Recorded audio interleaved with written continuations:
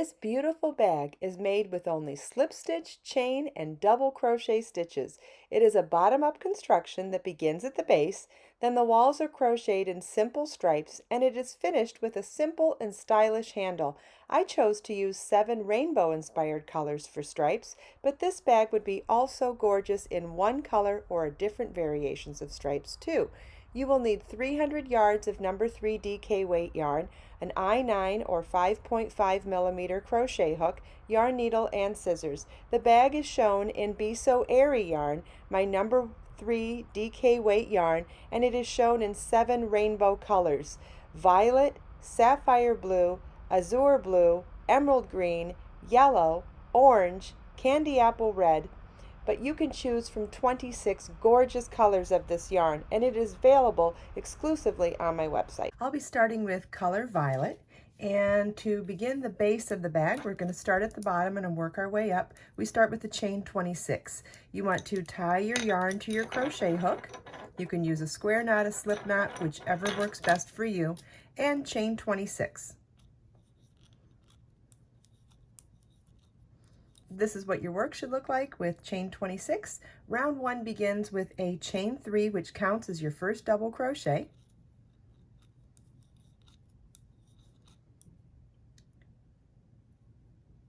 And then work 7 more double crochets in the 4th chain from your hook. 1, 2, 3, 4. Double crochets, yarn over your hook, yarn over, pull up a loop, yarn over, pull through 2, yarn over, pull through 2. We'll do that again. Yarn over, insert your hook, yarn over, pull up a loop, yarn over, pull through 2, yarn over, pull through 2, and we'll do 5 more.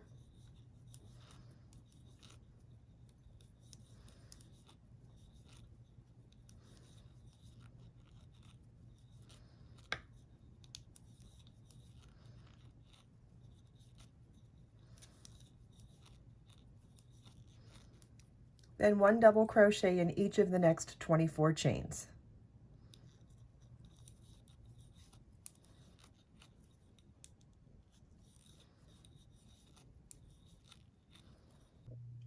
Then you want to work 8 double crochets in the last chain.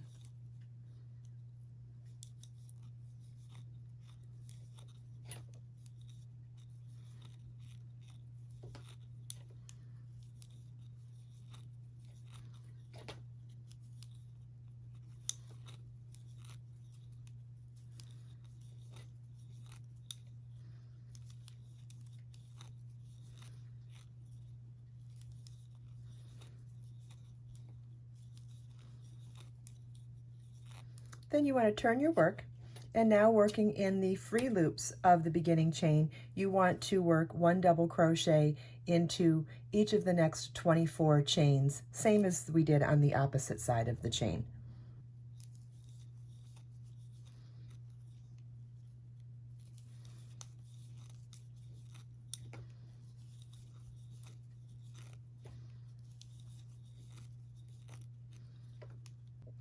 At the end of round 1, you want to slip stitch to the top of the chain 3 at the beginning of the round to join. And this is what your work should look like at the end of round 1. You should have 64 double crochets. Round 2 begins with a chain 3, which counts as your first double crochet, and work a double crochet in the same stitch. Then you want to work 2 double crochets into each of the next 7 double crochets. So you'll work 1 double crochet in the next stitch, and then a second double crochet in the same stitch. And you want to do that over the next 7 double crochets. Then work 1 double crochet into each of the next 24 double crochets. 1 double crochet in each one. Then you want to work 2 double crochets into each of the next 8 double crochets.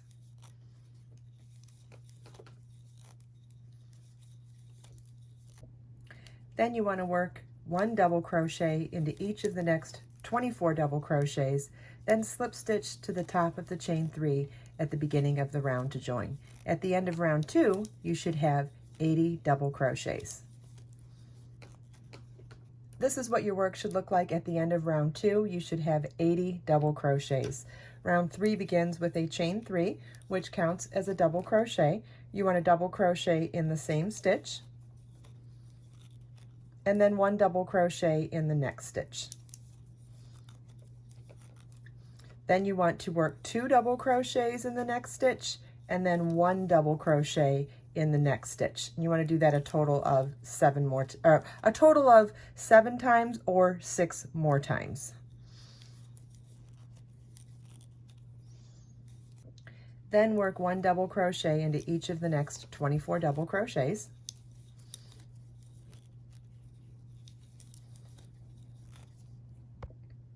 Next, work 2 double crochets in the next stitch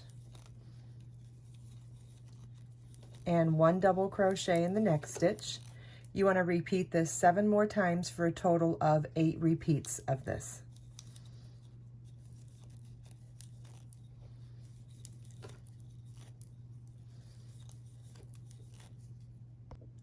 Then you want to work 1 double crochet into each of the next 24 double crochets and slip stitch to the top of the chain 3 at the beginning of the round to join.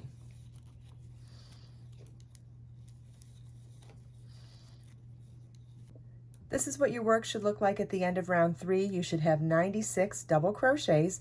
Rounds 4 and 5, you want to do a chain 3 that counts as a double crochet, 1 double crochet in each stitch around, and slip stitch to the top of the chain 3 at the beginning of the round to join. At the end of round 5, we will fasten off our first color, violet.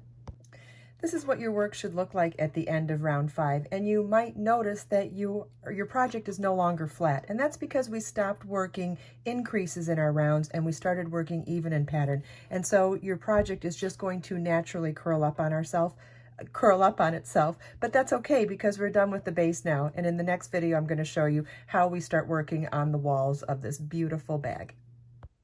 I hope you enjoyed this video. If you have any questions at all, please leave them for me in the comments.